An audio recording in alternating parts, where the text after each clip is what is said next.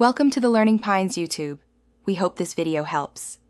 You start inside Logic Pro X, open the Preferences menu, and choose Audio Units Manager so you can list third-party plugins. This step shows why a plugin may be missing. If it failed validation, it won't appear in the insert list. Once you open the manager, scan the list for manufacturer names and plugin types, and use the Enable checkbox to activate them. Make sure to note any red validation flags, because that tells you which plugin needs attention next. Once done with the manager, you should verify plugin locations on disk so Logic can find them.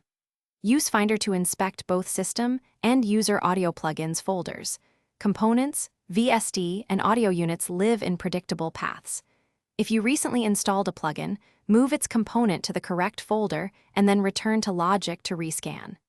Doing this explains why some plugins appear on other hosts, but not in Logic. File path and permissions often block discovery. To finish, open a channel strip and inspect the Insert menu under Audio Units so you can confirm which plugins are available to load. If you don't see a plugin, use the manager's filter and validation tools to narrow the cause. Sometimes revalidation or reinstallation fixes it. If problems persist, repair disk permissions or reinstall the plugin from the vendor.